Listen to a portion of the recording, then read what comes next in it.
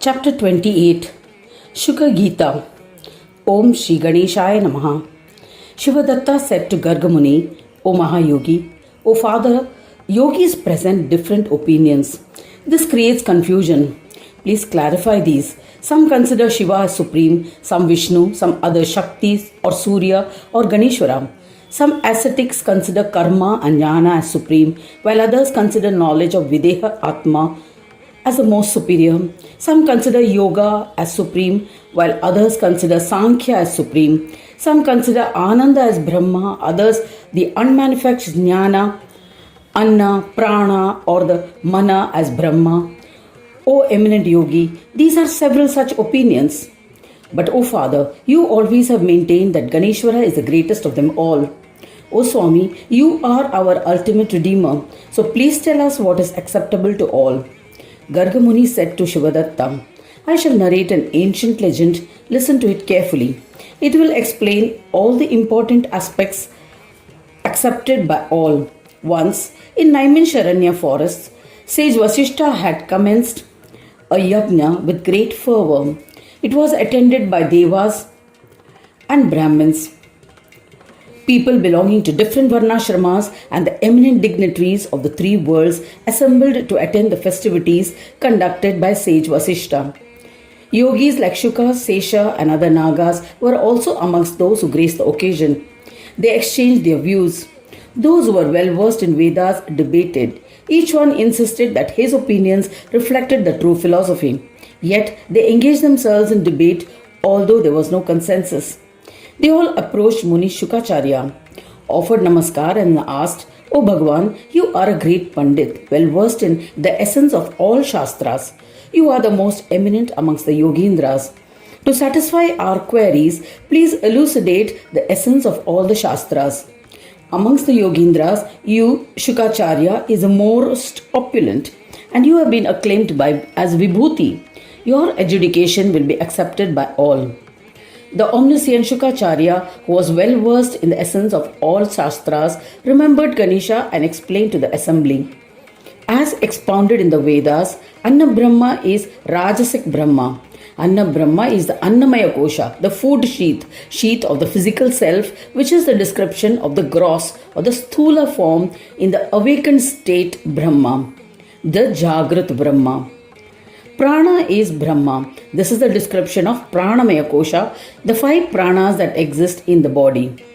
Mana is Brahma. This is the description of Manomaya Kosha. Vijnana is Brahma. This is the description of Vijnanamaya Kosha, the wisdom sheath. Brahma is established in the 3 koshas, which become subtler in the dream state. The 3 koshas or sheaths are the gross, subtle, and the causal bodies. Ananda is Brahma. This is the description of Anandamaya Kosha or bliss sheath. This is a state of equanimity experienced in deep sleep states and hence is also known as Sama Brahma. The fundamental understanding is that Chaitanya, which can be experienced through self-realization, is Atma or Brahma. It enlightens the Nada Deha named Asmita. No Deha is experienced beyond the Nada Deha. These stages are experienced by the yogis. The Brahma, which is the bearer of the Deha, physical body, and the Atma is the Bindu Brahma. In the Mahavakya, Tattvamasi, Tvam represents the Supreme Brahma. In the title Tvam, all 4 types of bodies are contained. Tvam indicates the 4 types of Dehas. Though the 4 types of Dehas appear distinct as Brahma, they are one. The Brahmas which are subject to creation, preservation and destruction are of 4 types. They are indicated by the word Tvam. The Atma present in the 4 types of bodies is one and the same. It is indicated by the word Sat. It is not subject to creation, preservation and destruction. This Atma is expressed by the title Aham.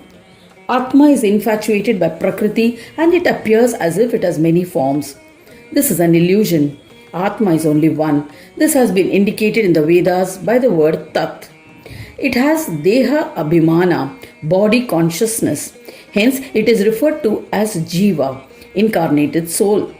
When it forsakes this Deha Abhimana, it becomes Paramatma, Supreme Atma. The union of the Deha and the Dehi is indicated by the title Asi. This union is the form of Bodha. It is beyond comprehension by mind and expression by speech. This Bodha is not external, that is, not attained by the use of sense organs in awake state, nor internal, not attained through dream state, nor is it attained in the Sama or Sushupti state, that is, deep sleep state. There is no awareness of Asmita. It is not even the union of the Jagrat, Swapna or deep sleep states and Turiya state that is seen in the Bindu form. It's not an awareness of Ahankara. There is no awareness of any differences in it. How can this Bodha be described? One is not aware of anything in that Bodha state. The enlightener of the Bodha cannot be perceived. Such a Brahma is indicated by the title Asi. When such a Bodha meets Prakriti, it becomes Purusha. It begins to experience happiness that occurs because of the union of Prakriti and Purusha. Happiness is created from the union of Prakriti and Purusha.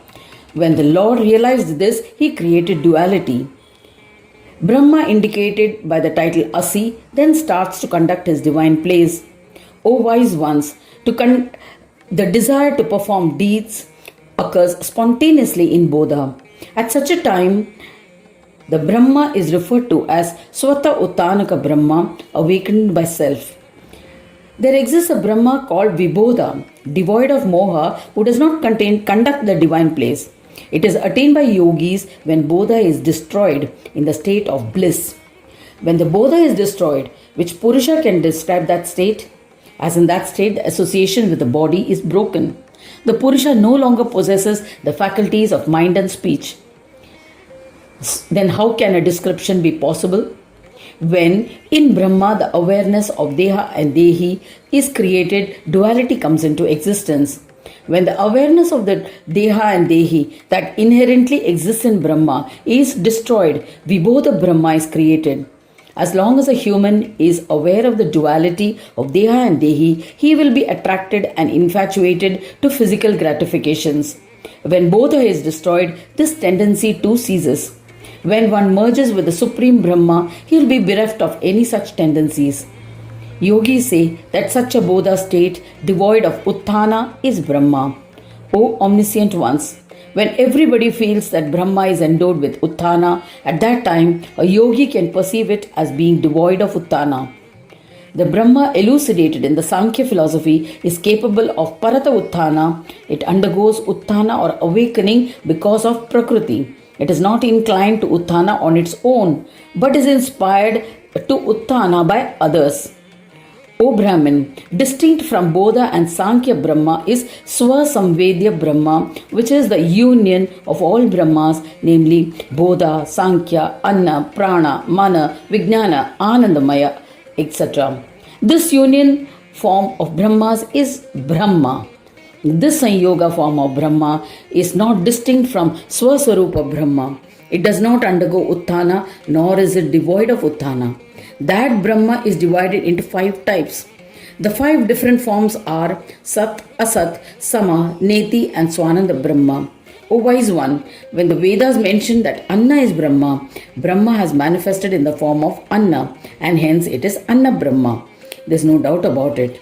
The form in which yogis experience Anna Brahma in their hearts is its form. Henceforth it assumes a name and form. The Mahayogis, by deep introspection during their state of Samadhi, realize that even in the absence of food, humans can survive for some days. But when he realized that a human would die instantly if prana is unavailable, he adopted Prana Brahma and abandoned Anna Brahma as the Supreme Brahma. Thinking in this manner, he ultimately reached Swananda Brahma and by deep contemplation abandoned Anna and other Brahmas. O yogis, those Brahmas are destructible. It means that they are subject to creation and destruction. Those subjects to creation and destruction are Asatrupa, the unreal form of Brahma. These Brahmas are infatuated to perform their assigned deeds. As Bodha and Sankhya Brahma are subject to creation, it implies that they must be subject to absorption by yoga sadhana, leading to union with the divine. Various pleasures that are associated with the different bodies are as much an untruth as the body itself.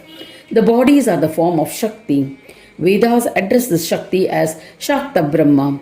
The portion of Atma, that is in the Asad bodies, is an embodiment of Sat, Surya.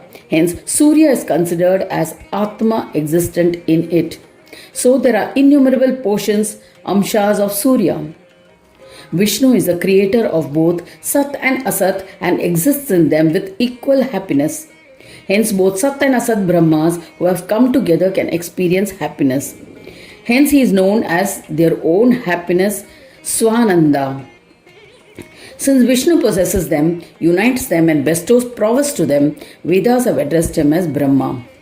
Shiva is the destroyer of all three of them. He is independent and unmanifest. When the four Brahmas, Sat, Asat, Sama, and Neti, unite, a fifth Swananda Brahma is created. Swananda too is endowed with Maya.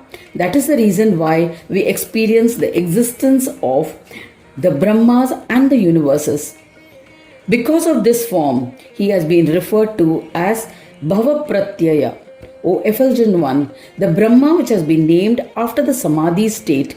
Bhavapratyaya is all-pervading. His form can also be realized in the Bhavapratyaya Samadhi state. Asamprajnata Samadhi is twofold, Upaya Pratyaya and Bhava Pratyaya. The Brahma beyond the state is the Ayoga Brahma. It is devoid of Maya. It is only possible to describe that which is endowed with Maya.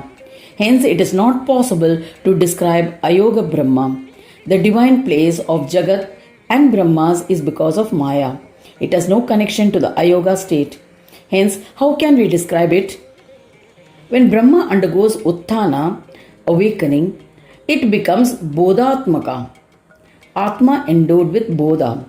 When it does not undergo Utthana, it remains in the pure state of knowledge, Jnana Rupa, and it does not possess the form of a Jiva. When a yogi merges with Ayoga Brahma in the Samadhi state and becomes one with its form, he becomes Swananda. Here Swa means Atma. When the Atma has not remained distinct, what will the yogi describe? At that time, Brahmas become one with Brahma. In essence, Jivatma is Brahma itself.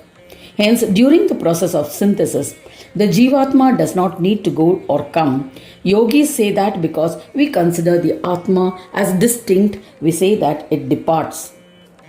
Since Brahma is bereft of Maya, it is always in the state of detachment, Nivritti. It is because of Maya that the form loses its identity and shape. Hence, it can be said that after the destruction of Maya, it has become detached. This is the only remedy for total annihilation of Maya. This Ayoga Brahma is proof of the solution. When Brahma is detached from everything, it becomes the supreme Brahma. When yogis merge with it in the Samadhi state, it results in bliss. Yogis, by virtue of yoga, can experience Sanyoga and Ayoga forms of Brahma. That supreme Brahma, Parabrahma, is Brahmanaspati Vinayaka. It is the form of Brahma for Brahmas. The Brahmas are endowed with prowess by him. It can be attained by Shanti, detachments from worldly attachments, and Yoga. Ganesha is a conjunction of the syllables Ga and Na. Ga represents the unmanifest, Avyakta, namely Vinayaka. Without considering Sanyoga, Na represents the manifest universe, which is Vinayaka. The Gakara form is Avyakta and Nakara is Vyakta. Vinayaka is the one who drives them both. I have narrated the essence of the Vedas in the parlance of yoga. O fortunate ones, if you desire peace, then contemplate on Vinayaka. Garga Rishi said that having imparted this knowledge, Shuka Yogi observed silence. The mesmerized assembly hailed him and honored him. He had clarified all our doubts. O intellectual son, thereafter we can set aside all our differences and contemplate on Ganesha. They practiced the preaching and attained peace gradually. They became ardent devotees of Ganesha and attained peace. In the end, they attained Yoga Shanti and ascended to Ganesha. I have elucidated the Shuka Gita, which leads to realization of Brahma. Anyone who reads or listens to it will merge with the Supreme Brahma. Shuka Gita is the only one which imparts yogic knowledge. By listening to it, one shall progressively attain all siddhis. He will be blessed with desire fulfillment.